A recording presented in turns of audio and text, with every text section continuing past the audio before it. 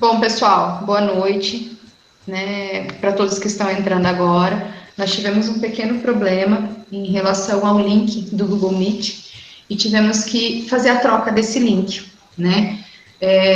Se caso vocês conheçam alguém que estão entrando neste momento, não consigam, né, entrar, o link já está disponível lá na página do evento, onde vocês fizeram a inscrição. É só ir lá, copiar o linkzinho que agora consegue entrar. Ok? Eu sou a professora Suame, né? Estou participando junto com a Dani, que é membro da Liga, e vai ser a mediadora. Tá ok? Agora eu passo a palavra para a Dani para ela poder apresentar a nossa colega e dar sequência. Obrigada. Então vamos começar, gente. Senhores e senhoras e caros acadêmicos profissionais da saúde, boa noite. Eu sou Daniela, vou ser mediadora do Miniclinic, junto com a professora Suana, que dá aula aqui para enfermagem, no Centro Universitário Integrado de Campo Mourão. Eu sou acadêmica do 4º período de enfermagem, E é com grande satisfação que iniciaremos a primeira jornada da Liga Acadêmica de Alta Complexidade em Enfermagem. Convidamos a senhora Vivian Castro para proferir o minicurso em enfermeira nos serviços aeromédicos. Vivian, enfermeira intervencionista do SAMU Norte, Maringá, doutora em enfermagem pela UEM, professora do curso de Medicina do Centro Integrado de Campo Mourão. Seja bem-vindo, Vivian.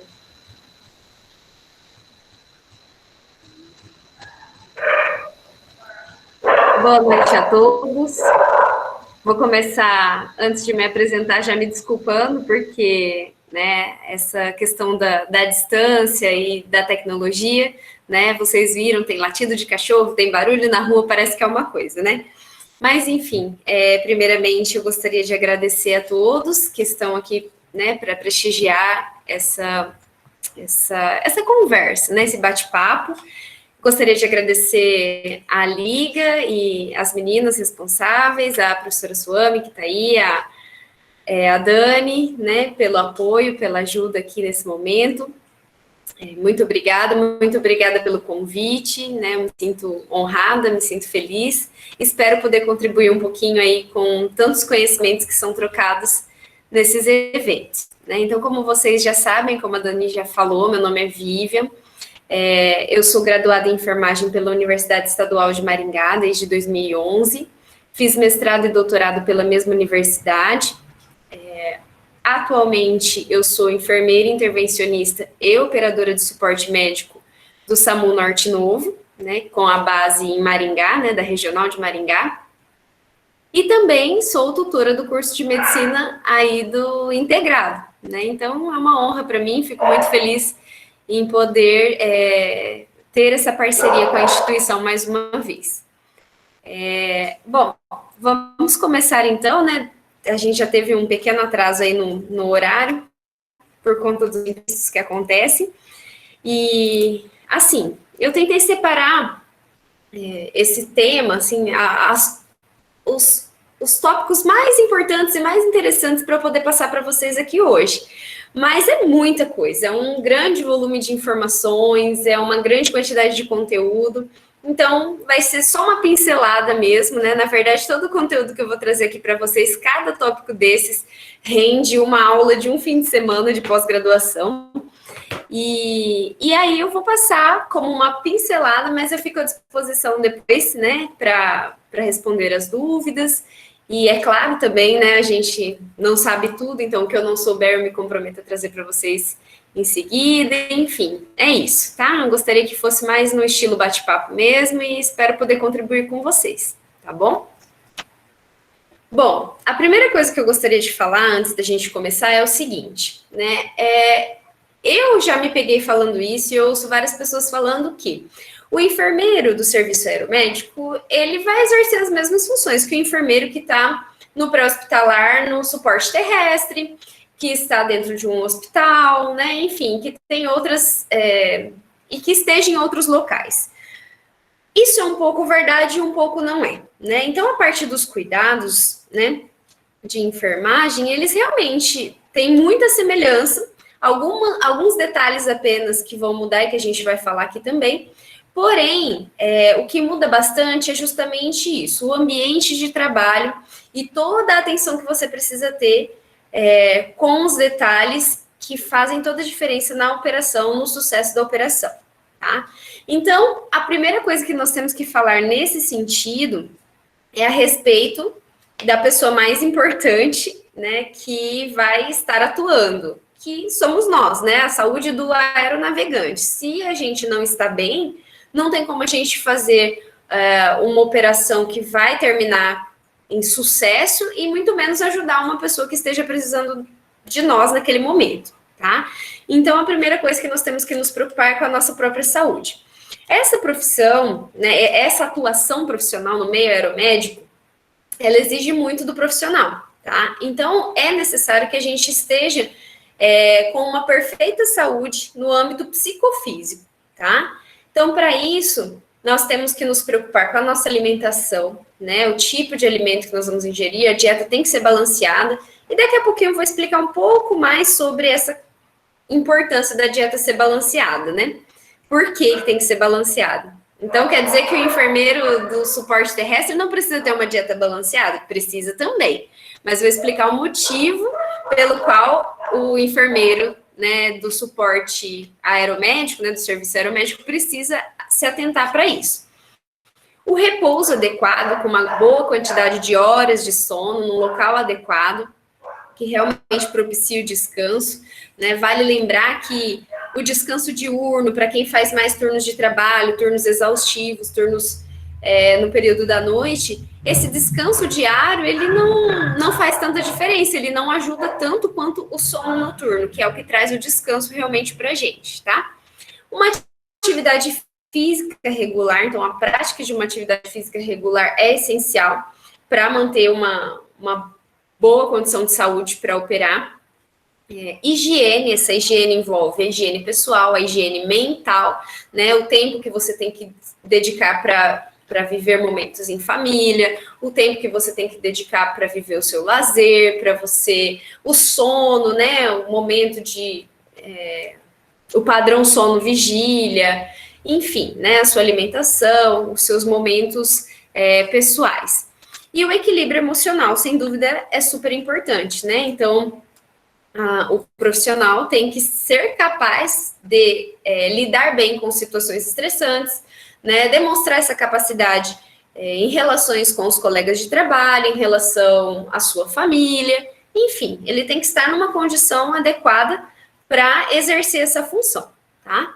E aí que nós pontuamos a importância de não se expor a agressões autoimpostas, que nós mesmos nos fazemos, que é o quê? O uso do álcool, né? Tabagismo, automedicação e principalmente a fadiga. Nós vamos falar um pouquinho melhor da fadiga mais para frente, tá? Então, a pessoa que ingere muito álcool, por exemplo, né?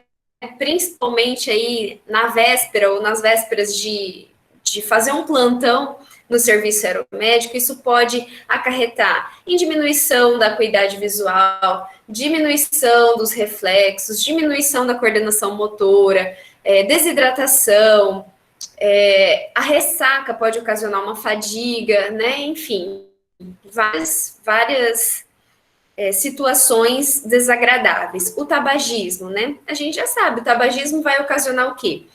Ele vai, digamos assim, facilitar um quadro de hipóxia, que nós demoraríamos um pouco mais para desenvolver. O fato de fazer o uso do cigarro pode já provocar essa hipóxia bem mais cedo, tá?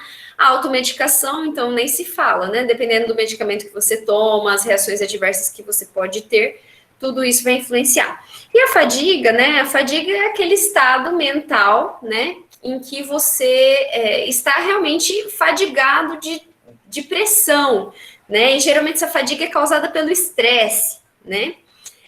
Nós temos a fadiga aguda, que é ocasionada por uma noite mal dormida, por uma discussão familiar, por uma situação de estresse no trabalho, e a fadiga crônica, que é já a recorrência desses episódios agudos, tá? Bom, outro ponto que a gente tem que colocar aqui, antes de falar sobre o transporte aeromédico em si, são especificidades do nosso instrumento de trabalho, que é a aeronave, tá? A aeronave, falar tanto da aeronave de asa fixa quanto de asa rotativa. Asa fixa, avião, asa rotativa, helicóptero. Trabalho em helicóptero, minha experiência toda é em helicóptero, até esqueci de falar isso, né? Eu tenho experiência aí já de 3 anos e meio no serviço aeromédico. Então, nós vamos voltar mais as características para a aeronave de asa rotativa, tá? Mas também vamos pincelar um pouquinho sobre a asa fixa. Bom, nos helicópteros, os ruídos e as vibrações, como vocês devem imaginar, são altíssimos, tá? Então, uma exposição a altos ruídos durante um grande período de tempo pode ocasionar estresse, pode ocasionar fadiga, né? Pode influenciar na saúde do aeronavegante, na forma como ele vai exercer o seu trabalho. O mesmo para as vibrações, né? Essas vibrações, elas podem ocasionar dores musculares, cefaleia, né, dores articulares, principalmente na coluna, tá? Porque ali o último item, como vocês podem ver, já é ergonomia. Porque dentro de uma aeronave de asa rotativa, a cabine é muito pequena, né? Nós ficamos apertadinhos, né, numa única posição, dificilmente a gente consegue mudar ou se posicionar melhor. E, além de tudo, tem a vibração, né, que fica incidindo esse chacoalhar, né, nas nossas articulações, sobretudo na nossa coluna vertebral que nos sustenta, tá? As acelerações e desacelerações, né? O sistema de pressurização, esse daí, então, é mais voltado, obviamente, para as aeronaves de asa fixa, né, que vão alcançar altitudes maiores, mas que eu não podia deixar de pontuar aqui, porque é um ponto específico, né, do serviço aeromédico, que também existe na modalidade asa fixa, e, portanto, quem for trabalhar nessa modalidade precisa ter esse conhecimento desse sistema de pressurização, né? Então, logo mais adiante, eu vou explicar um pouquinho melhor para vocês com relação ao sistema de pressurização, o que é isso, né, e, enfim, como funciona. Falamos um pouquinho, então, da aeronave. A aeronave, ela tem todas essas questões. Então, a ergonomia, a gente tem que tentar manter uma boa postura, né? A atividade física regular vai nos ajudar muito quanto a isso, né? Os ruídos e vibrações, como que a gente pode minimizar isso? Os ruídos, utilizando principalmente os protetores auriculares, tanto os internos quanto os externos, como esse fone que eu coloquei aí na imagem, tá? E, enfim, são pontos que a gente tem que se atentar para manter a nossa saúde e poder realizar nosso trabalho de maneira com qualidade, né?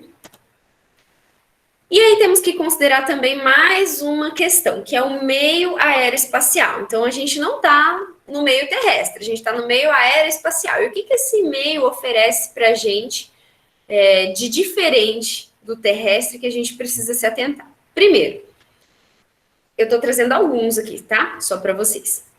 A luminosidade. A luminosidade, conforme você ganha altitude, ela vai aumentando. Por quê? Porque aqui embaixo, aqui na Terra, né, na superfície, o que acontece? Eu tenho nuvens, eu tenho poeira atmosférica e tudo isso diminui, né, a luminosidade que vai se incidir sobre a superfície, tá? Quando eu estou no meio aeroespacial e que às vezes eu alcanço altas altitudes, essa luminosidade se torna um pouco maior, tá? Por isso que é indicado o uso de óculos com lentes escuras para todos os operadores de suporte médico, comandantes de aeronaves, enfim, né, justamente para prevenir esse aumento brusco dessa luminosidade. A umidade relativa do ar também diminui conforme a gente aumenta a altitude, tá? A cada 3.000 pés, mais ou menos, eu tenho menos 6% de umidade. Isso significa que quanto mais, né, eu ganho altitude, o que acontece? Eu posso ter um ressecamento de pele, eu posso ter acúmulo de gases no intestino, eu posso ter desidratação, né? Várias condições advindas dessa diminuição da umidade, tá? Ressecamento nasal, né? A temperatura é outro fator que muda no meio aeroespacial. Nesse caso, quanto mais altitude eu ganho, a minha temperatura vai diminuindo, tá? Então, a cada 1000 pés que eu subo de altitude, a minha temperatura cai em média 2 graus Celsius, tá? E isso vai acontecer até mais ou menos lá uns 45.000 pés de altitude, quando então a temperatura vai se estabilizar ali em menos 55 graus Celsius, e a partir dali, então, vai começar a subir devido à proximidade, então, já com o Sol. É claro que a gente não trabalha nessas altitudes, né?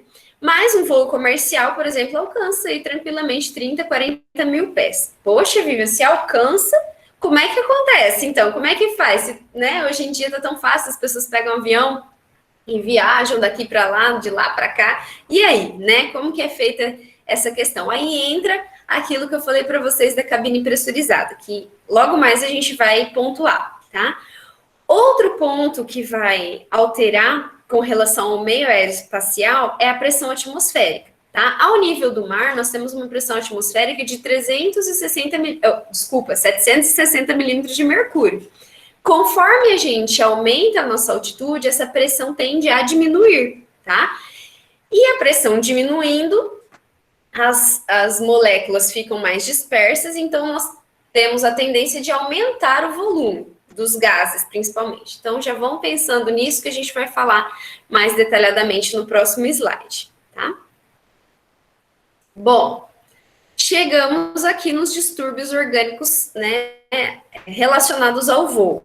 Então, o que pode acontecer com o profissional de saúde, com o enfermeiro, com o médico, com o comandante da aeronave, né, nessa condição, tá?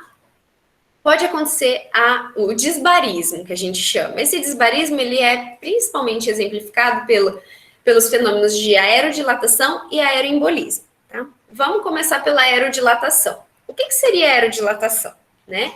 Nós temos vários locais do nosso corpo que são preenchidos por gases, tá? Então, por ar, né?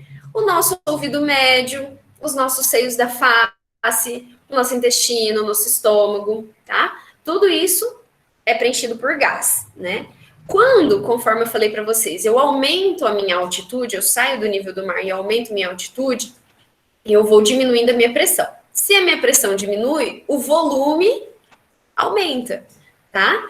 Então, é a lei de Boyle-Mariotti, que com certeza vocês já viram aí no ensino médio, devem se lembrar alguma coisa sobre isso. Então, numa temperatura constante, é isso que acontece. Aumenta a altitude, diminua a pressão, aumenta o volume, tá?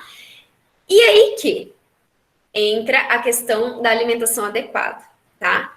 Se eu vou fazer um plantão de 12 horas hoje no serviço aeromédico e eu consumo produtos, né, alimentos que vão causar uma fermentação rápida, por exemplo, feijão, repolho, ovo, né, abobrinha, frutas como morango, melão, líquidos com gases, né, então, com gás, né, água com gás, refrigerante, tudo isso vai me provocar, né, o quê? Uma dilatação. Então, por isso que é importante manter uma dieta, uma alimentação adequada, tá? Então, se eu faço um aumento dessa altitude aí durante o serviço e eu tenho essa diminuição de pressão significativa, eu vou aumentar esse volume dos gases e o que vai acontecer é justamente isso, né? Os gases vão se expandir. Então, eu posso ter colite, né? Cólica intestinal, cólica gástrica, eu posso aumentar as eructações, né? Os arrotos, acúmulo de gases no intestino, né? Se a pessoa já está com sinusite, por exemplo, né? Se ela já está gripada, enfim, aquilo vai piorar, ela vai ter uma dor de cabeça pior, né? Se ela está com uma infecção de ouvido e ela faz esse voo com aumento da altitude, ela perde a capacidade de fazer a equalização da pressão interna com a pressão externa, que vai estar modificada. Então, é um fenômeno importante da gente se preparar e entender, tá? Outro fenômeno importante é o aeroembolismo. O que seria o aeroembolismo, tá? Bom, a gente pode fazer a relação dele direta com a doença da descompressão. Não sei se vocês já ouviram falar, né? A doença descompressiva. Funciona da seguinte forma. Nosso corpo, ele tem gases dissolvidos nos tecidos, nas células e no nosso sangue, tá? O gás que a gente mais tem dissolvido é o nitrogênio. Em torno de 1 litro, mais ou menos, de nitrogênio dissolvido no nosso sangue e nas nossas células, nos nossos tecidos, tá?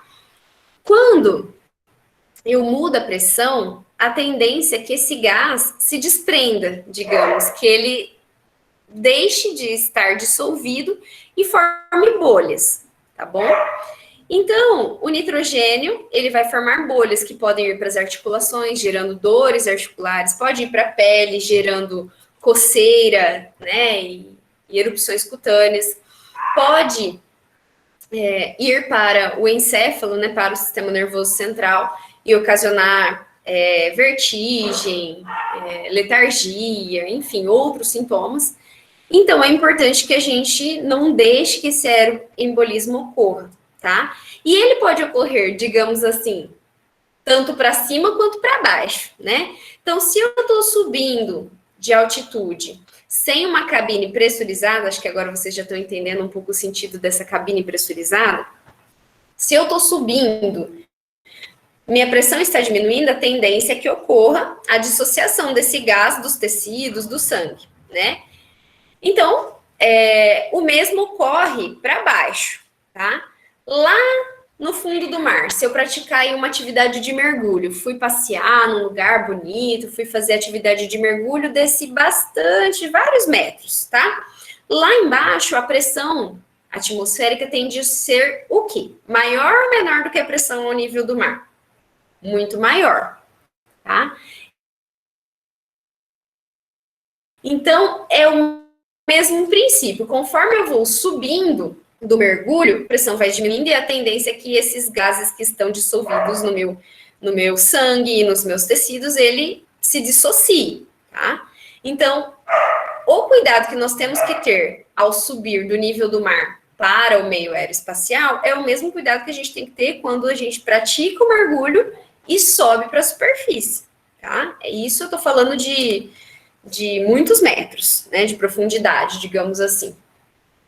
E tanto que é indicado, a pessoa que está, vamos supor, em turismo, fez uma atividade de mergulho, é indicado que ela não entre em uma aeronave, não pegue um voo com pelo menos 2 horas de readaptação ao ambiente, tá? Então, ela terminou o mergulho e daqui 1 hora ela vai pegar um voo, isso não é indicado. Justamente por essa mudança brusca, por essa mudança em um curto período de tempo, de uma grande quantidade de pressão, né? De muitos milímetros de mercúrio. Enfim, espero que vocês tenham entendido essa questão do aeroembolismo. Depois nós temos a questão da hipóxia. A hipóxia ela tem várias causas, mas a causa que a gente vai tratar aqui, falar aqui, é a própria altitude. Não tem muito segredo.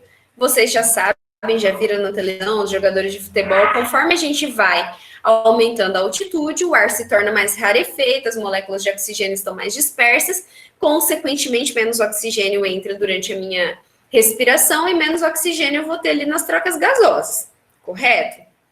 É exatamente isso que vai acontecer, tá? Então, conforme eu vou aumentando a altitude, mais rarefeito vai se tornando esse ar e até que eu possa chegar numa condição em que eu perca a consciência, tá?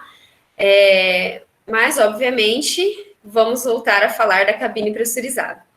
Por quê que eu estou insistindo tanto nessa questão da cabine pressurizada? Porque no helicóptero, pessoal, só para que fique mais claro para vocês, nós podemos alcançar aí até 20 mil pés de altitude, tá? Já vou mostrar uma tabelinha que vai ficar mais fácil de entender. Até 20 mil pés de altitude. Porém, no nosso serviço aeromédico, em geral, nós voamos a 500 pés. Tá, peraí, Vivian, mas o que é esse pé, né? Quanto que é de altura esse pé? Bom, um pé é igual a 0,3 metros, ou 1 metro é igual a 3,33 pés, tá? Então, se eu vou a 500 pés, eu vou a uma altitude média aí de 150 metros de altura. Nessa altitude, eu não tenho mudanças significativas na pressão atmosférica e, consequentemente, poucas mudanças, poucas consequências eu vou ter. Tá? Agora, eu estou falando de uma aeronave de asa fixa, que vai subir a 40, 50 mil pés. Aí sim, a partir dos 5 a 8 mil pés de altitude, se nós não tivermos nada, né, que nos ajude, a gente já começa a sentir os efeitos e a hipóxia, né? O ar já começa a ficar rarefeito para nós. Para vocês terem uma ideia, na Cidade do México, a altitude é de 8 mil pés. Tá? Ali é o limite para a gente se sentir confortável. Depois daquilo, a gente já começa a ter essa sensação de falta de ar e as consequências da hipóxia, a letargia, né? A diminuição, né? O rebaixamento do nível de consciência. Tá? Nessa aeronave de asa fixa, então, nós temos que ter uma cabine pressurizada, ou seja, uma cabine que emite a pressão de até 8 mil pés de altitude, tá? Então, mesmo que eu esteja lá voando a 40 mil pés, a pressão interna da cabine vai estar sendo a mesma de 8 mil pés. Qual que é o problema disso? Nenhum, né? Graças a Deus, nenhum. Mas que problema pode existir, tá? Numa emergência? Aquela despressurização rápida. Perdeu uma parte da fuselagem do avião e aí permitiu a entrada do ar, o ar que está entrando é uma pressão muito menor, muito diferente, né? E aí causa essa descompressão rápida, e isso pode gerar um problema para nós. Mas, graças a Deus, em geral, isso é muito incomum de acontecer, tá? Principalmente na nossa área de transporte aeromédico, resgate aeromédico, na aviação civil também é muito raro. Onde isso pode acontecer com mais frequência, né, com maior frequência, talvez seja na aviação militar, que eles lidam aí com uma força, com uma gravidade muito maior, né, uma velocidade, uma altitude maior do que as nossas, tá certo? Outra situação que pode acontecer, que é um distúrbio orgânico, tá? É a desorientação aeroespacial. Vocês, olha, eu quando entendi isso, quando descobri isso, achei incrível, tá? Porque o nosso corpo, o nosso sistema de propriocepção, a nossa visão, enfim, tudo que nos ajuda a entender onde a gente está e para que lado a gente está se mexendo, muitas vezes ele pode se enganar, tá? E numa situação, principalmente de emergência, né? Considerando o helicóptero, né? Que ele tem aí as pás e o rotor de cauda, que daqui a pouco nós vamos falar rapidamente sobre isso. Pensando numa situação de emergência, esse helicóptero se falha, né? Se falha o rotor de cauda dele, que é o que mantém ele retinho, tá? Se falha aquele rotor de cauda, ele começa a girar. Se vocês digitarem lá no YouTube, para verem esses testes de desorientação espacial, vocês vão ver que os pilotos, principalmente da aviação militar, eles ficam ali em giro para um único lado, e a sensação que o corpo deles tem é que eles estão girando ao contrário, tá? Para o outro lado, devido à questão da inércia também.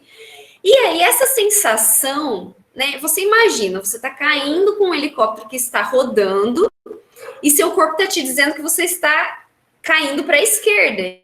E, na verdade, você está para a direita. Os seus instrumentos, o seu helicóptero está te mostrando, seu painel está te mostrando que você está virando para a direita, mas seu corpo está sentindo que você está virando para a esquerda. Então, é muito difícil confiar na máquina nesse momento. E nós temos que confiar na máquina nesse momento, tá? E é aí que muitas vezes a coisa desanda. Então, se eu precisava virar para um lado, o lado seria o que a máquina está indicando e não o que o meu corpo está indicando. Então, essa questão da desorientação aeroespacial é muito interessante da gente buscar, da gente compreender, e eu gostaria, assim, só mesmo de trazer como forma de pincelada, porque é algo que eu acho interessante, tá? Outra coisa é a aerocinetose, né? Cinetose, acho que vocês já ouviram falar, é aquele mal do movimento, tem gente que não pode andar de ônibus, tem gente que não pode andar de barco, que não pode andar muito rápido no banco de trás do carro, que já sente uma vertigem, né? Uma tontura, uma náusea, fica pálido, sudoreico, tá? E isso também acontece com a gente, né? Que atua no meio aeromédico.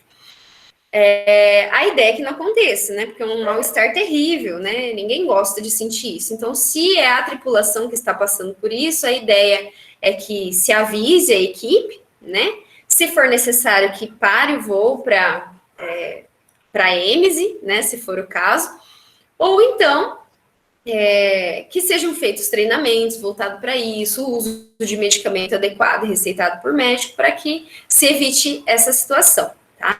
Agora, e se for o paciente também pode ter aerocinetose? Claro que pode, né? E aí a gente pensa o seguinte, eu estou levando esse paciente, antes de eu sair da origem, já é um cuidado de enfermagem, eu penso, será que esse paciente qual foi a última refeição dele? Né? Que horas que foi? Será que ele tem possibilidade de ter uma EMS em voo? Né? E aí vai complicar toda a situação, pensando ali naquela cabine pequena, como que a gente vai atuar. Então, a gente já faz, né, se for prescrito, obviamente, pelo médico, um antiemético preventivo, para que não ocorra essa situação.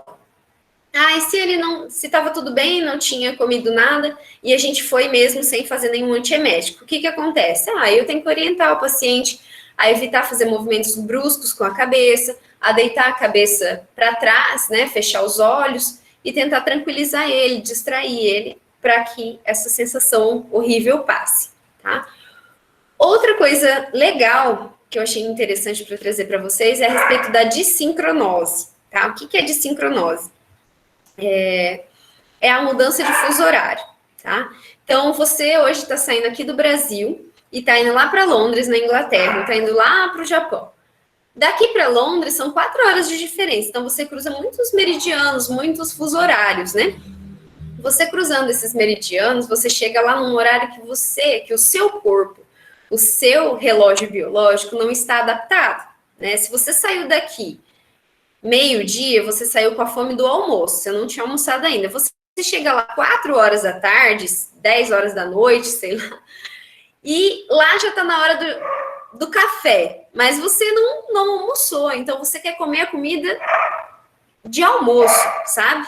Então, a dissincronose é essa falta de concordância entre o que o seu corpo, o seu relógio biológico, o seu ritmo circadiano dita para você e aquilo que o relógio externo está te indicando, tá? Alguns estudos dizem que para cada hora de diferença que eu tenho nessas viagens, é necessário um dia para adaptação do organismo. Então, se eu viajei para um local que são 4 horas de diferença, eu preciso de pelo menos 4 dias para eu me readaptar, para o meu ritmo circadiano voltar ao normal, tá?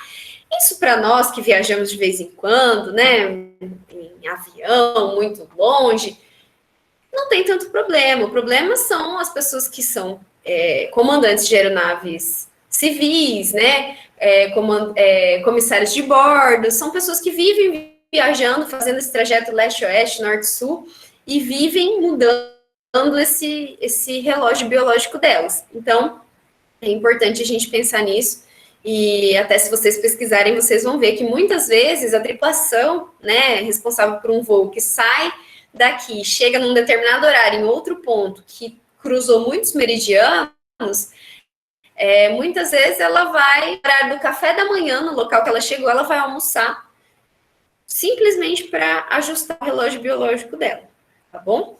Então, achei importante, interessante a gente falar sobre isso. Bom, cortou um pouquinho a imagem aqui, mas aqui vem algumas curiosidades a respeito do que a gente já conversou, tá? Bom, na atmosfera, 78% dos gases, né, na verdade, o nitrogênio é 78% dos gases da atmosfera, que compõem a atmosfera. O oxigênio só 21%. E outros gases, 1%. Então, a gente comentou do nitrogênio, que a gente tem mais ou menos 1 litro dele dissolvido nas nossas células de sangue, né, só para reforçar aí. Outra coisa importante, que eu já venho falando de altitude, altitude, altitude, é a gente diferenciar altura de altitude, tá? A é quando eu faço uma medida em relação ao nível do solo. Então, essa figurinha está apontando aí para vocês várias alturas, né? E a altitude é quando eu utilizo o nível do mar como base, tá? E aí, no meio aeronáutico, a gente sempre usa a altitude, a gente sempre considera o nível do mar como base para medições, né? A pressão atmosférica eu já havia falado, né? 760 milímetros de mercúrio ao nível do mar. E aí, essa tabelinha que eu achei bem interessante para mostrar para vocês. Então, vamos lá. Se eu tenho aí 1.000 pés, eu tenho aproximadamente 305 metros. É aquela regrinha que eu falei, um pé são 0,3 metros, ou 1 metro, 3,33 pés, né? Então, 1.000 pés, eu tenho uma pressão que já, do nível do mar, que era 760, já diminuiu para 733. E eu tenho uma temperatura que, ao nível do mar, era de 15 graus Celsius e já foi para 13, tá? Se eu subir para 2.000 pés, ou seja, 610 metros de altitude, a minha pressão atmosférica já vai para 706 e a minha temperatura já cai para 11 graus. Então, vocês estão percebendo aí que é algo categórico, né? Ele vai aumentando conforme aumenta a altitude, eu diminuo a pressão e eu diminuo a temperatura também, tá? Então, é só uma tabelinha para curiosidade para vocês verem aí como que funciona. Se eu tiver numa aeronave de asa fixa, que está voando lá 30.000 pés, 40.000 pés, né, eu tenho uma pressão que era de 760 ao nível do mar, ela está lá em 228, né? E eu tenho uma temperatura exterior já de menos 44. Tá? Bom, agora vamos ao que interessa mais, né? Que é a questão do transporte aeromédico. Antes de falar um pouquinho dele, é importante a gente falar de legislação, que é um pouco chato, mas é importante. Atualmente, o Regulamento Brasileiro da Aviação Civil, que rege o nosso trabalho, é o número 90, RBAC 90, tá? Ela é aplicável às operações especiais de aviação pública dos órgãos e entes da administração pública, tá? Então, tem vários numerozinhos lá na lei, depois quem tiver curiosidade, dá uma lida nela, mas o que diz respeito a nós é justamente esse número 4 aí. Operações aéreas de urgência e emergência médica, destinadas ao atendimento à saúde, compreendendo resgate, salvamento e atendimento pré-hospitalar móvel, de caráter emergencial e urgente, em consonância com legislação e ou regulamentação específica, tá? E aí, para quem quer saber, né, quais são os requisitos mínimos para o exercício da função de operador de suporte médico, lembrando que pode ser enfermeiro ou médico, né, operador de suporte médico. Número 1, ser profissional da saúde, segundo a legislação ou regulamentação específica, ter concluído o treinamento para operador de suporte médico, ser detentor de autorização médica que certifique sua condição psicofísica para o exercício da referida função e cumprir com a legislação e regulamentação específica, tá? Outro ponto que acho interessante nos atentarmos aqui é a resolução do nosso Conselho Federal de Enfermagem, resolução número 551 de 2017, que trouxe, né, que no âmbito da equipe de enfermagem é privativo do enfermeiro a atuação no atendimento pré-hospitalar móvel e interhospitalar em aeronaves de asa fixa e rotativa, tá? Quais são os critérios pelo COFEM para ser operador de suporte médico? Ser egresso de programa de pós-graduação lato sensu, reconhecido pelo MEC, né, ou residência multidisciplinar da área, possuir o título emitido por sociedade de especialista e registrado no Conselho Regional, e estar exercendo a atividade antes da publicação da presente resolução. Tá? Então, assim, essa resolução foi publicada em 2017. Então, se você começou a exercer a função de operador de suporte médico antes da publicação dela e não tinha uma especialização em transporte aeromédico, ok, sem problemas. Uma vez que foi publicada, então, além de você ser enfermeiro, você precisa ter uma especialização na área, tá? Acho que até esqueci de falar isso para vocês no início, eu também tenho esse título de especialista em transporte aeromédico e medicina aeroespacial, tá? Hoje, então, o COFEM, ele exige, tá? Bom, saindo um pouco desse tema chato de legislação, né, vamos um pouquinho para o histórico. Então tá, como surgiu essa questão do transporte aeromédico? O marco inicial dele foi na Guerra Franco-Prussiana, de 1855, em que surgiu a necessidade de transportar os feridos, né, os militares feridos da guerra, e aí utilizaram pela primeira vez os balões para fazer esse transporte. Então, aí que começou o primeiro passo do transporte aeromédico, tá? Depois, na Primeira Guerra Mundial, então já apareceram alguns modelos de aeronave para esse transporte, elas eram rudimentares, despressurizadas, sistema de rede de oxigênio suplementar até tinham, né? Mas atingiam ali uma velocidade média de 150 km por hora, eram monomotores, e os feridos iam à frente do piloto, tá? Depois, já na Segunda Guerra Mundial, né, os alemães e americanos adaptaram aeronaves militares de transporte para ambulâncias aéreas, né, com macas apropriadas, sistema de aspiração e oxigênio, equipamento de ventilação não invasiva, medicações e profissionais de saúde para dar esse atendimento. Então, já melhorou um pouco mais, né? Olha aí as fotos para vocês verem como que já evoluiu. Depois, então, em 1950, com a Guerra da Coreia, começa a casa rotativa, né? Os helicópteros de pequeno porte, com macas fechadas no esqui. Imaginem vocês serem transportados para fora do helicóptero, né? Numa maca fechada que fica ali no esqui. É isso que essa foto está demonstrando, tá? Também era rudimentar, voava em baixa altitude e sem equipe de vigilância durante o voo. Colocou o paciente lá, tchau, e partiu para o local de atendimento, né? Então, um tanto inseguro, um pouco diferente do que a gente vê hoje na atualidade. Depois, na Guerra do Vietnã, entre 64 e 75, então aí nós vemos as condições, né, da guerra, o terreno acidentado, floresta fechada, epidemias, aí o helicóptero surgiu aí como a principal forma de transporte dos feridos, tá? Aí já tinha uma maca interna, uma equipe auxiliar, né, de auxiliar o enfermeiro e médico para resgate dos feridos, né? Claro que sujeitos aí à artilharia inimiga, tá? Necessidade de treinamento para essas equipes de saúde específicas, dando início, então, à era da asa rotativa e UTIs aéreas. Então, aqui é que chegou mais perto do que nós temos hoje. E no Brasil, como que esse processo aconteceu? O início do transporte aeromédico no Brasil ocorreu oficialmente em 1950, no estado do Pará, tá? Com a criação do Serviço de Busca e Salvamento da Força Aérea Brasileira. Essa instituição, né, esse serviço, ele tinha como função a localização de aeronaves e embarcações desaparecidas, resgatando e transportando os envolvidos nos acidentes aéreos e marítimos. Tendo falado um pouquinho da história, para vocês entenderem como surgiu, mas lembrando novamente que daria para a gente falar um fim de semana inteiro sobre cada tópico desses, tá? Vamos falar um pouquinho das características gerais do transporte aeromédico, tá? Então, a definição dele é o quê? Meio pelo qual se resgata ou se remove um indivíduo doente, utilizando-se um helicóptero ou avião, tá? Que vantagens eu tenho nesse transporte aeromédico? É um meio rápido e seguro, né? E a redução da mortalidade dos doentes graves.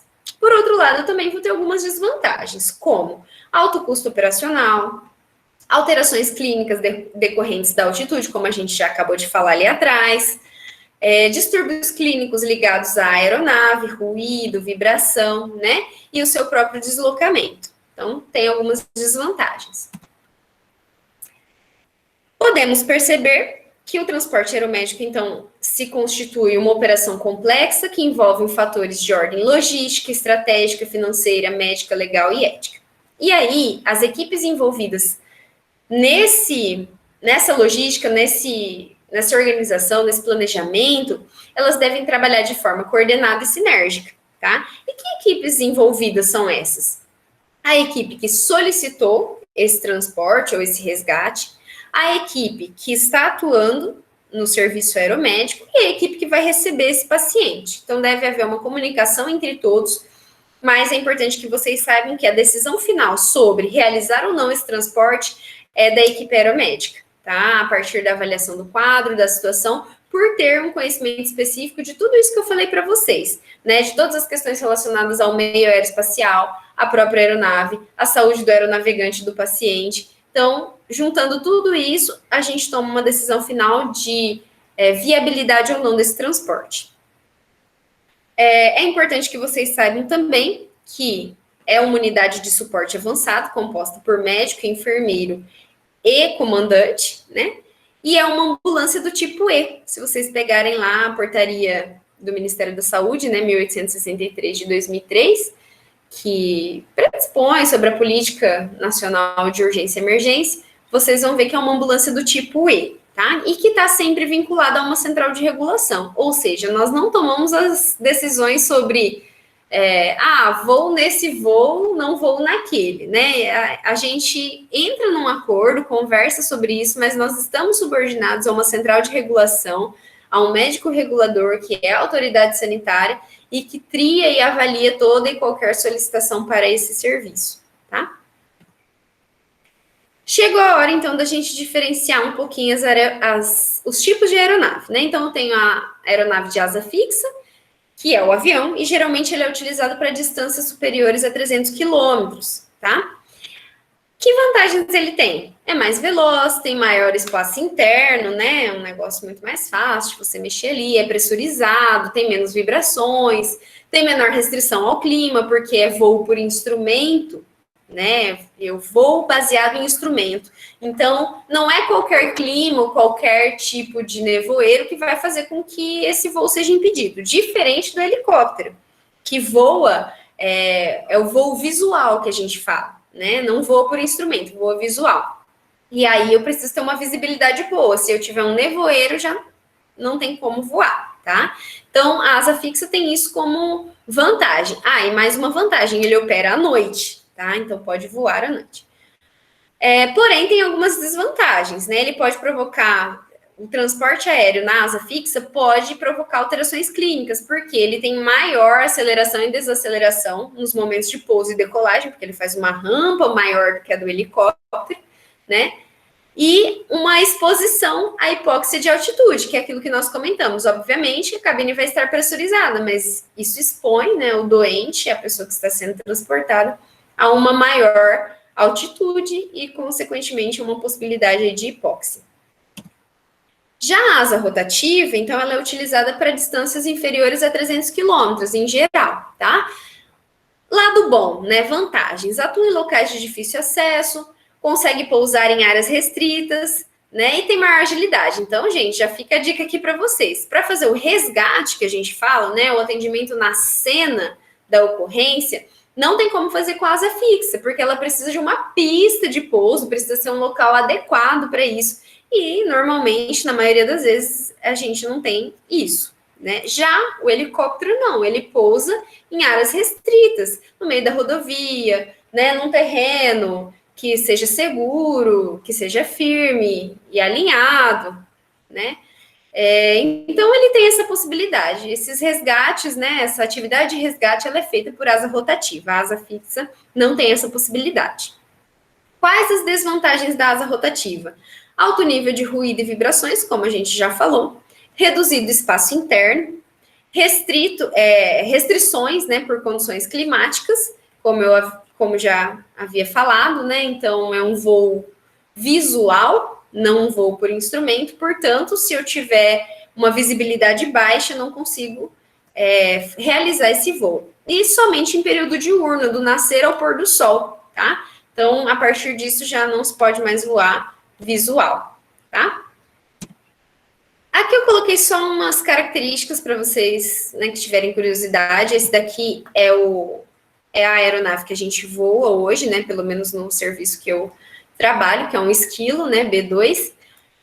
E aí tem aqui algumas características, o peso dele. Então, ele alcança aí uma velocidade máxima de 287 km por hora, né, uma velocidade média de 246, enfim, tem um tanque, né, a questão da autonomia que a gente fala, né, a autonomia com o tanque cheio é de mais ou menos 3 horas de voo, tá, sem abastecer, a autonomia é essa. E essas 3 horas de voo dá para uma distância de mais ou menos 600 quilômetros. Então, isso é algo que tem que entrar no planejamento do voo, né? Por isso que não é legal eu fazer um transporte de asa rotativa maior que 300 quilômetros, porque eu vou ter que parar, pousar, abastecer, enfim. Não que com a asa fixa não precise, porém, né, é muito mais corriqueiro de acontecer essa necessidade com a aeronave de asa rotativa, tá bom? Aí tem algumas dimensões, essas dimensões nós temos que ter pelo menos uma noção, enquanto operadores de suporte médico, para ajudar durante os procedimentos de pouso e decolagem, que são os mais críticos do nosso serviço, para saber se vai bater em algum lugar ou não, enfim, ajudar o piloto a enxergar, já que a aeronave não dispõe de um retrovisor, enfim, nada disso, tá? Bom, as modalidades, então, eu estava falando até agora de resgate, transporte, mas o que é isso, de fato, né? O resgate é o atendimento pré-hospitalar móvel primário, tá? O que é o resgate? É o transporte do paciente até uma instituição de saúde após ele ter sido avaliado e estabilizado na cena do evento. E eu coloquei a asa rotativa ali entre parênteses só para relembrar o que eu já disse, né? A asa fixa não consegue fazer esse tipo de atendimento primário, tá bom? Na cena, né, do evento. Já a remoção aérea interhospitalar ou o atendimento pré-hospitalar móvel secundário é o transporte de um paciente de uma instituição de saúde para uma outra de maior recurso técnico, tá certo? E aí eu posso usar tanto asa fixa quanto asa rotativa, tá? Outra modalidade que o transporte aeromédico vem ganhando espaço também é no transporte de órgãos, tá? No serviço em que eu trabalho já várias vezes isso aconteceu, e de fato, né, nós sabemos que os órgãos ali, eles fora do corpo têm uma durabilidade pequena, precisa estar muito bem acondicionado, então esse transporte aeromédico otimiza, né, a chegada desse órgão até o seu receptor, né, não só do órgão, como da equipe que vai fazer o transplante, afinal, a equipe que retira o órgão é a mesma equipe que coloca esse órgão, portanto, né, otimiza aí esse tempo do receptor, né, e até possibilita que esse órgão venha de um local mais distante do que viria se fosse só transporte terrestre, tá bom? Bom, então é assim, eu decido que vai ter um transporte aeromédico e eu falo se eu quero ou se eu não quero, se é bom ou se não é, eu que decido da minha cabeça? Não, tá? A equipe, ela tem que usar vários critérios para isso, tá? Então, eu tenho critérios gerais, que eu nem pontuei todos aqui, são muitos, né? Mas eu tenho que seguir a legislação certinho, eu tenho que ter o prontuário completo do paciente, eu tenho que ter um termo de consentimento de transporte pelo familiar. Eu também tenho que ter critérios administrativos e operacionais, ou seja, essa indicação de transporte está correta, teve um bom planejamento, o paciente está estável, a equipe que está atuando está treinada, está bem equipada, tem um procedimento operacional padrão a ser seguido, tem um bom plano de voo, né? São perguntas que a gente tem que se fazer. Critérios clínicos que indicam para fazer esse transporte aeromédico, então o paciente está com um quadro clínico grave, porém estável, está com rebaixamento de nível de consciência, está com traumas que comprometem funcionalmente, enfim, né? E eu também tenho critérios clínicos que contraindicam esse transporte, tá? Por exemplo, deficiência para manutenção de oxigenação e ventilação do paciente. Se eu não consigo oxigenar, ventilar esse paciente, não tem por que eu colocar ele dentro de uma aeronave e tentar levar para outro lugar, né? Não vai ter sucesso. Capacidade de deficiência, né, para manutenção de uma via aérea adequada, deficiência para manutenção da função hemodinâmica, da monitorização cardiovascular, qualquer dessas situações que esteja falha, contraindicam esse transporte, tá? Além disso, alguns critérios antropométricos, tá, que contraindicam. Então, o peso, a altura, a circunferência abdominal, tudo isso conta. O helicóptero ele tem um limite de peso que ele consegue decolar e fazer o transporte. Então, atualmente, a gente trabalha aí com as medidas de 120 quilos, né, uma circunferência abdominal de 120 centímetros e uma altura de 1,80 m. Passou disso, a gente já não consegue fazer esse transporte, é contraindicado, tá? Porque põe em risco a segurança da missão, tá? Outros critérios são os critérios logísticos. Então, devo ou não devo acionar o transporte aéreo para essa situação? Bom, o meu transporte terrestre nessa localidade está ausente? É uma localidade que o acesso é muito difícil, então talvez um helicóptero teria um acesso mais fácil do que uma ambulância pela via terrestre, né? O deslocamento da ambulância até o local do atendimento é maior do que 15 minutos? Ou o deslocamento da ambulância do local de atendimento até o hospital mais próximo é maior que 15 minutos? Então já vale a pena o emprego desse transporte aeromédico. Vocês viram que não é algo tão simples assim, eu preciso levar em conta vários critérios para tomar essa decisão, tá? Bom, alguns cuidados que é necessário ter. Então, aqui a gente entra um pouquinho mais na enfermagem, tá? É importantíssimo que a equipe esteja muito preparada, né? Principalmente com estudo, né? Cursos dos protocolos internacionais, e aí são recomendados a TLS, PHTLS, ACLS, PAUS, né? A equipe que está bem treinada e bem embasada nesses protocolos. Transporte neonatal e pediátrico. Bom, gente, nós somos pré-hospitalar. Pré-hospitalar atende tudo, atende gestante, atende criança, atende neonato, atende adulto, atende homem, atende mulher, psiquiatra, tudo, né? Então, eu preciso ter esses cuidados voltados para cada tipo de paciente. O paciente psiquiátrico, por exemplo, é um paciente que só é possível transportar, né, no aeromédico se ele estiver bem sedado, se ele estiver sedado. Por quê? Porque é um paciente que pode agitar no meio do caminho, ele simplesmente pode pôr em risco a segurança da equipe toda e derrubar a aeronave. Então, é algo que eu preciso, né, estar ciente.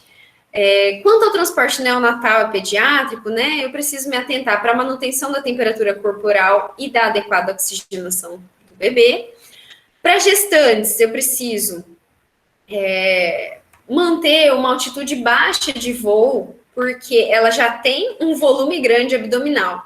E aí, se ela tiver a possibilidade de fazer uma aerodilatação ali, vai gerar um desconforto para ela. Além disso, se ela tiver uma suspeita de insuficiência placentária, é necessário que ela esteja com oxigênio o tempo todo durante o transporte.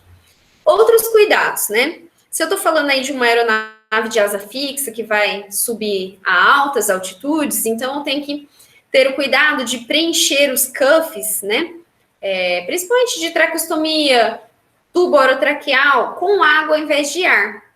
Por quê? Nós vimos lá no começo que conforme eu subo na altitude, a minha pressão diminui e o volume dos gases aumenta, né? O volume aumenta. E aí, se eu tô com um cuff com um determinado volume ali na traqueia, um determinado volume de gás, né, de ar que eu injetei, e se eu subir a uma determinada altitude que vai aumentar esse volume, eu posso lesionar a traqueia do meu paciente, tá? Então, é preciso que eu troque, ao invés de colocar ar, que eu coloque água, tá?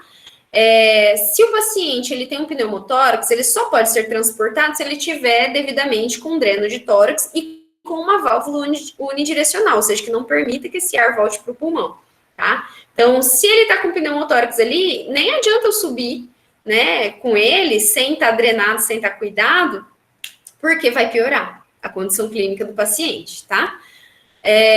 Paciente com insuficiência cardíaca, com edema pulmonar, hipertensão intracraniana, acidente vascular cerebral do tipo hemorrágico, tudo isso vai me trazer um pequeno problema, que se eu tiver na aeronave de asa rotativa, não tem muito disso. Mas na de asa fixa, eu posiciono esse paciente ou com a cabeça para o lado do piloto ou com a cabeça para o lado da cauda. E aí, se eu posicionar com a cabeça voltada para a cauda, o que acontece? Quando ele decola, o sangue todo, né? Pensa, né, imagina aí na sua cabeça. O sangue todo sobe dos pés para cima, né? Para a região central. E se o paciente já tem uma insuficiência cardíaca, ou seja, um coração que não bombeia muito bem, se ele já tem uma hipertensão intracraniana, né? Um cérebro que está ali querendo edemaciar, se ele já tem sangue aqui, com certeza vai piorar a condição clínica dele. Em casos de pneumoencéfalo, que é o ar, né, no encéfalo, e de pós-operatório de cirurgia abdominal, né, pós-operatório ali que tem ilho paralítico, enfim, eu já contraindico esse transporte aeromédico, porque pode causar uma deiscência, pode causar até um desfecho fatal para o paciente. Bom, outras coisinhas que isso daqui é nosso do dia a dia, que o enfermeiro precisa cuidar. Claro, eu falo enfermeiro, mas é toda a equipe, tá?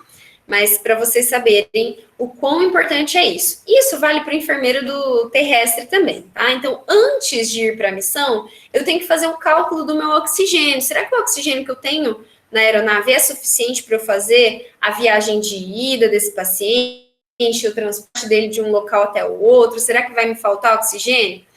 Se o paciente tiver necessidade desse oxigênio, eu posso estar colocando ele numa situação bem ruim, né? E aí eu fiz o exemplozinho de um cálculo, né, que um cilindro grande, daqueles de 15 litros, utilizado aí numa vazão de 11 litros por minuto, ele vai durar em torno de 3 horas e 24 minutos, tá? É só para ilustrar para vocês. Outra coisa que é importante, checar a bateria dos equipamentos, né, que estão comigo ali, que eu estou utilizando, e ter comigo os cabos de energia para alimentação desses equipamentos. Já durante a missão, eu tenho que ter comigo na cabine os materiais e medicamentos necessários, porque todas as nossas bolsas, as nossas malas com os nossos materiais ficam no bagageiro da aeronave.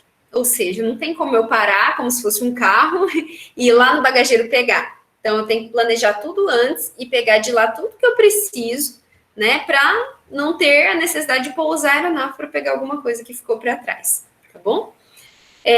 Principalmente para transporte neonatal e pediátrico, é importante já levar os medicamentos diluídos na dose adequada, para que não haja um desespero e a necessidade de fazer cálculos desses medicamentos durante esse transporte, tá? Não piorar a situação de estresse que já é esse transporte de criança ou neonato. A checagem de acessos venosos, drenos, tubos, se está tudo fixadinho, se está tudo no lugar, né, a fixação está adequada, a monitorização desse paciente. Então, são todos cuidados da equipe, mas principalmente do enfermeiro. E aí, chegamos num assunto, embora o nosso tempo esteja acabando, mas chegamos já no assunto final, que é final, mas não menos importante. Pelo contrário, ele diria, talvez o mais importante. Essa charge aí de estudo, né? Atenção, torre, todo o sistema hidráulico pifou, me dê instruções do que fazer. Ok, repita comigo, né? Vamos rezar. Então, a segurança operacional é o principal ponto que nós temos que nos deter e que nós, operadores de suporte médico, estamos o tempo todo sendo atualizados sobre isso, o tempo todo pensando sobre isso, porque é a nossa vida que está em risco na operação, né? É a nossa vida que vale aquilo ali. Então, eu preciso estar atento, né? Qualquer coisa que eu não esteja atento pode, sim, vir a provocar um acidente aeronáutico, tá? Então, todo acidente pode e deve ser evitado, tá? Todo acidente resulta de uma sequência de eventos e nunca de uma causa isolada. Então, sempre teve isso que gerou aquilo, que gerou mais aquilo e que chegou no acidente. Nunca foi só por isso mesmo. Não, sempre tem um conjunto, tá? Todo acidente tem um precedente. Prevenção de acidente é uma tarefa que requer mobilização geral, então todos precisam se mobilizar. O propósito da prevenção de acidentes não é restringir a atividade aérea, mas estimular o seu desenvolvimento com segurança. Os comandantes, diretores, chefes são os principais responsáveis pelas medidas de segurança. Então, eles têm que estar atentos, promover cursos, atualizações, para que a tripulação, né, os profissionais estejam sempre cientes disso. Em prevenção de acidentes, não há segredos e nem bandeiras. Ou seja, não há fulano que é melhor que ciclano, beltrano que entende mais do assunto que ciclano. Não, todo mundo, toda colaboração é bem-vinda. E acusações e punições agem diretamente contra os princípios da segurança operacional, tá? Então, esse momento não é para fazer correção de maneira a repreender o colega, você fez errado isso e aquilo, não. Né? A gente discute situações em que a segurança ficou comprometida para que isso não ocorra mais no intuito educativo e nunca no intuito punitivo. Então, o que é o acidente aeronáutico? É toda ocorrência relacionada com a operação de uma aeronave, a vida entre o momento em que uma pessoa nela embarca com a intenção de realizar um voo, até o momento em que todas as pessoas tenham dela desembarcado e durante o qual pelo menos uma das situações abaixo ocorra. Então, tem uma lista aí. Uma pessoa sofre lesão grave ou morra como resultado de estar na aeronave, ter um contato direto com qualquer parte da aeronave, foi submetida à exposição direta do sopro de hélice, né? Ou a aeronave sofra dano ou falha estrutural, ou a aeronave seja considerada desaparecida ou completamente inacessível. Então, eu tenho aí uma definição bem, né, criteriosa de acidente aeronáutico. E talvez vocês ouçam a expressão incidente aeronáutico. E, na verdade, o incidente, ele difere do acidente apenas pela gravidade. Ou seja, um incidente é uma possibilidade de acidente, é uma situação que comprometeu a segurança operacional, mas que, por bem, não gerou um acidente, uma situação grave, com vítimas, ou enfim, né, conforme a gente já falou aqui.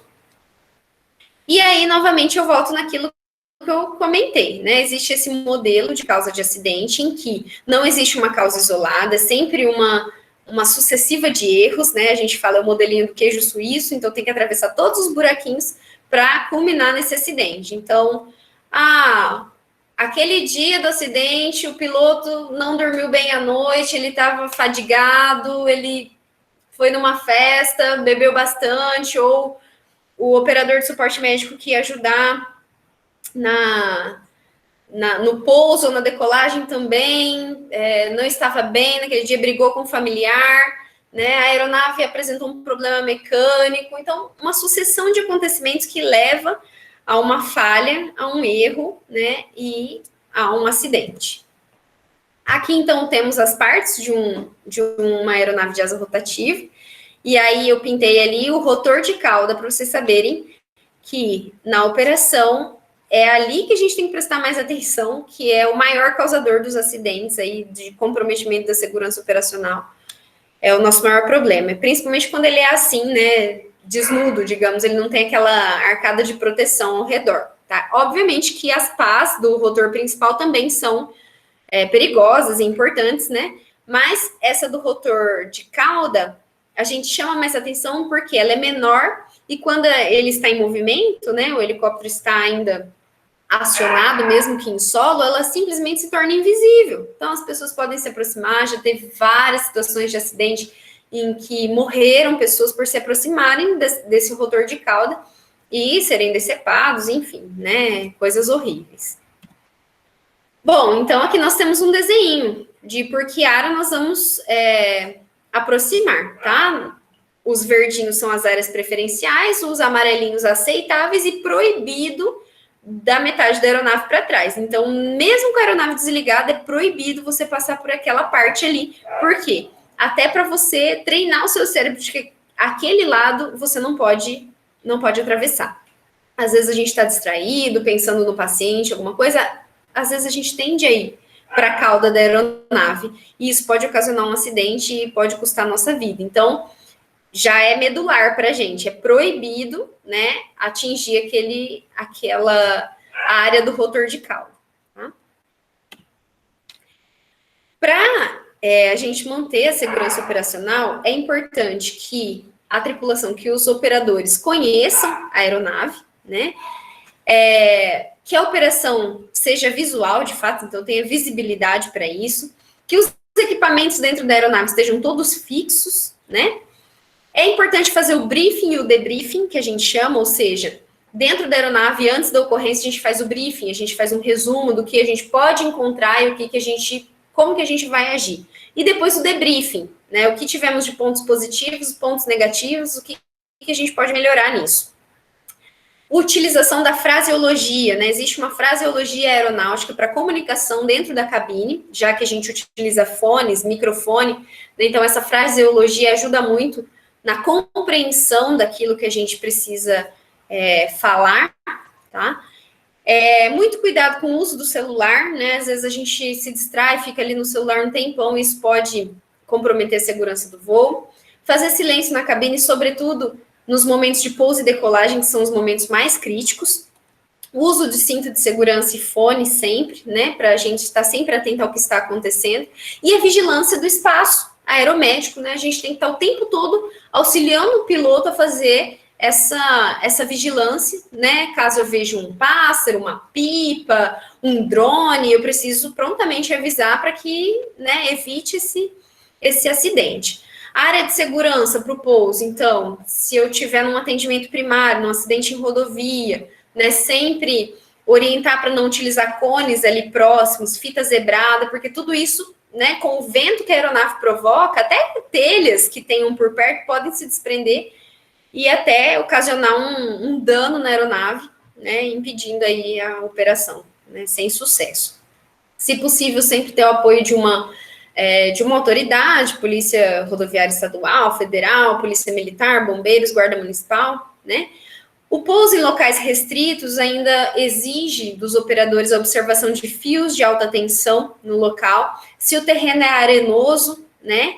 Se ele tem desnível. Se ele for arenoso, quando o helicóptero baixa, né, o vento que ele provoca, a poeira que sobe perde totalmente, faz com que haja perda total da visibilidade para o pouso, e isso pode levar a um acidente, tá? Atentar para o bloqueio do local ali, para que outros curiosos não venham para a cena e não se exponham a riscos com o rotor, né, de cauda, como a gente já comentou, e sempre, né, orientar as pessoas a aguardar que nós, da tripulação, autorizemos a aproximação, né, que é quando já os rotores pararam. Tá? Bom, eu trouxe aqui algumas definições só para finalizar, tá? Então, aeródromo é a área destinada a pousos e decolagens da aeronave. O aeroporto é o aeródromo público dotado de facilidades. O que são essas facilidades? Já vou falar aqui na definição de baixo. Aí temos o heliponto, que é um aeródromo destinado exclusivamente às operações de aterragem e decolagem de helicópteros.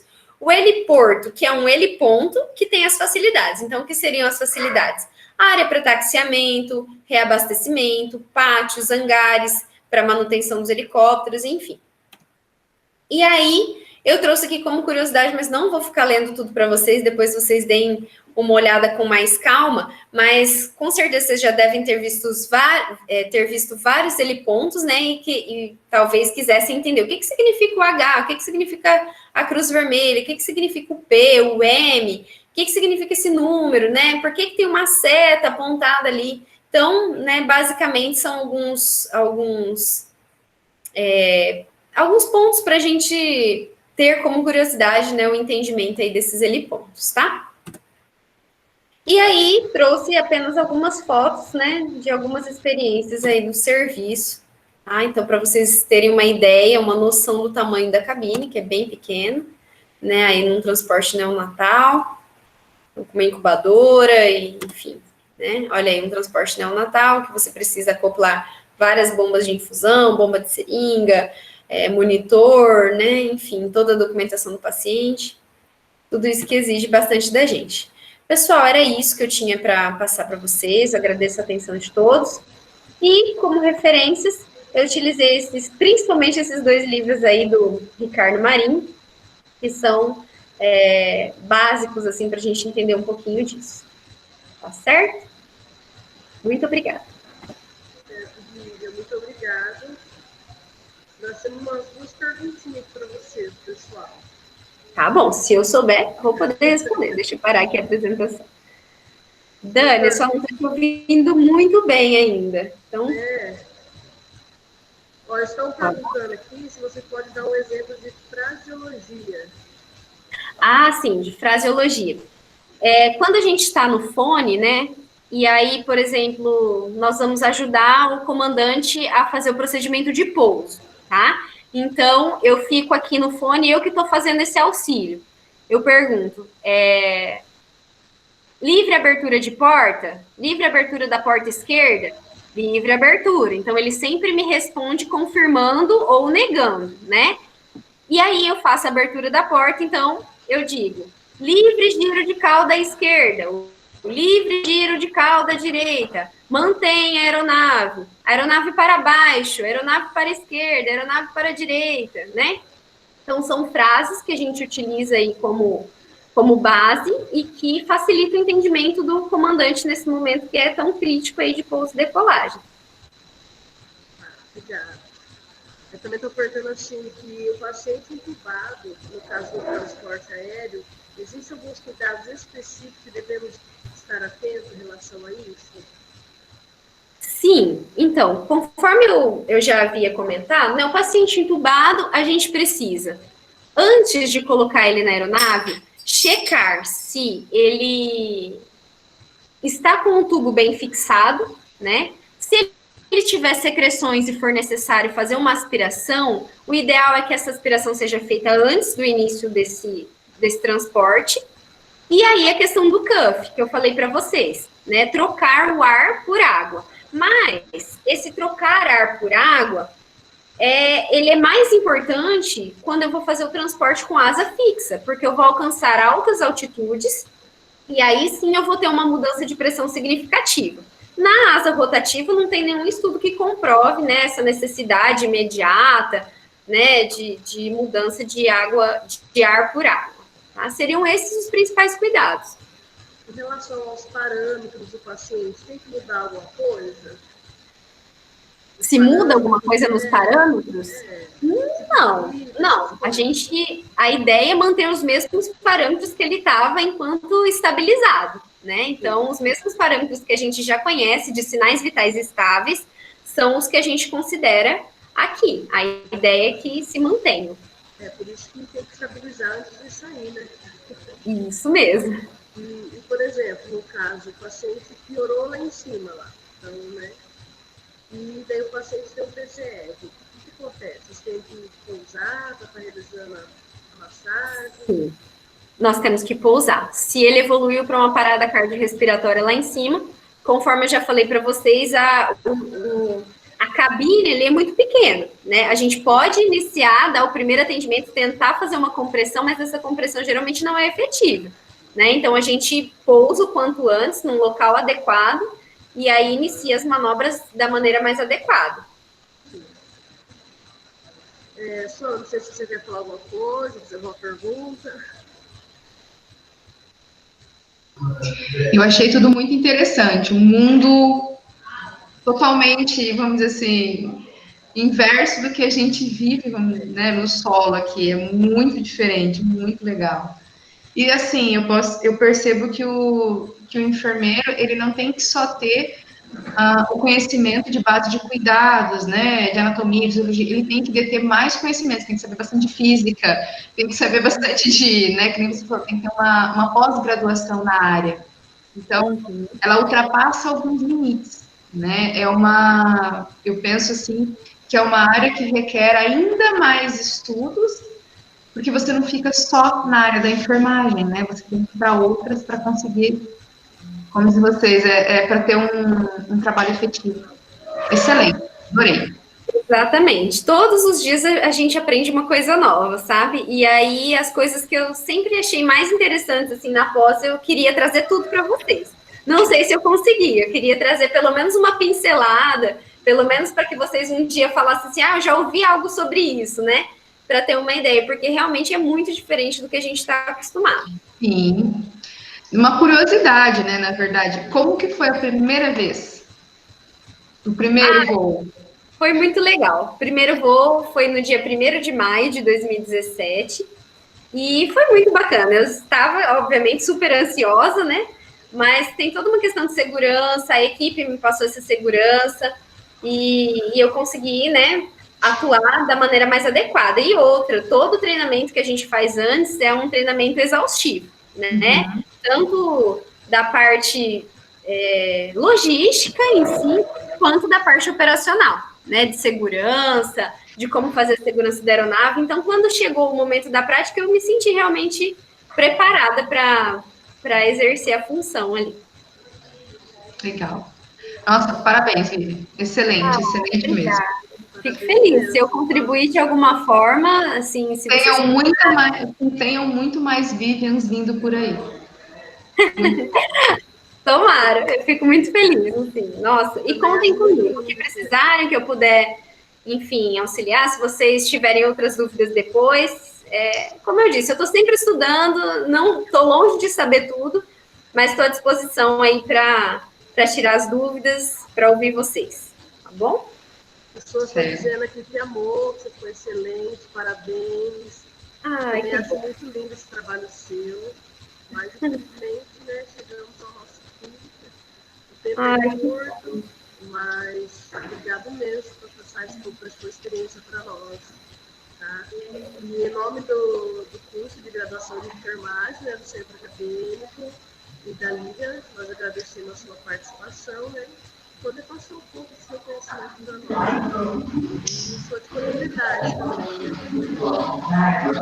Imagina, gente. Eu que agradeço pelo convite, pela consideração, pela confiança. Parabéns pelo evento. Eu acho que são pessoas como vocês, né, que estão construindo eventos assim. A gente sabe o quanto é difícil organizar e, enfim, fazer com que tudo funcione, né, para a gente poder compartilhar conhecimento. Então, parabéns a vocês e muito obrigada pelo convite. Eu realmente fiquei lisonjeada e contem comigo. Estou sempre disponível aí. Vamos torcer para um próximo ser pessoalmente, se Deus abençoar. Se Deus quiser. Gente, obrigada a todo mundo por participar aqui conosco, tá? Espero que vocês tenham gostado. Obrigada. Também espero. Obrigada, gente. Boa noite, Vivian. Boa noite. Fica com Deus. Amém. Vocês também, gente. Boa noite a todos. Obrigada. Obrigada.